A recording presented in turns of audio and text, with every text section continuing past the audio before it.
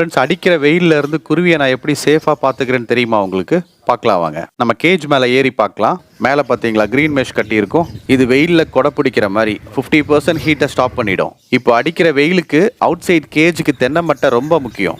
ஏன்னா இந்த கேஜ் மேல கிரீன் மெஷ் மட்டும் தான் இருக்கு. கேஜுக்கு மேல இந்த மாதிரி தென்னை மட்டை போட்டாச்சுன்னா ஹீட் இன்னும் கொஞ்சம் கண்ட்ரோல் ஆகும். அதுக்காக ஓப்பன் வெயில்ல கேஜை வச்சு கேஜுக்கு மேல மட்டையை போட்டீங்கன்னா யூஸே கிடையாது. அது எப்படின்னா வெயிலுக்கு தலையில துண்டு போடுற மாதிரி மொத்த வெயிலும் மண்டைக்கு தான் இறங்கும். இந்த மாதிரி மரத்தடியில கேஜ் இருந்தா எதுவுமே வேண்டாம், மரமே பாத்துக்கும். முக்கியமா கேஜ்ல ஒரு ஃபேன் வச்சா இன்னும் சூப்பரா வெயில் கண்ட்ரோல் ஆகும். இதை விட முக்கியம், ஜன்னல் டோர் வழியா டைரக்ட் சன்லைட் சம்மர்ல கேஜுக்குள்ள வராம பாத்துக்கணும். ஈஸ்ட் ஃபேசிங்ல இருக்க நம்ம கேஜ் விண்டோல 80% ஃபைபர் ஷீட் மாட்டியிருக்கேன். இல்லனா இங்க பாருங்க, லைட்டா அடிக்கிற வெயில் அதிகமா அடிச்சு கேஜுக்குள்ள ஹீட் இன்க்ரீஸ் பண்ணிருக்கோம். இதெல்லாம் பத்தாதுன்னு ஃபால்ஸ் ரூஃபும் போட்டிருக்கேன். பாத்தீங்களா? இப்படி எல்லாம் கேர் பண்ணா சம்மர்ல பேர்ட்ஸ் பிரீட் ஆகுமா? அதுக்கு ப்ரூஃப் கீழே தெரியிற லிங்க்ல இருக்கு. தேங்க்ஸ் ஃபார் வாட்சிங்.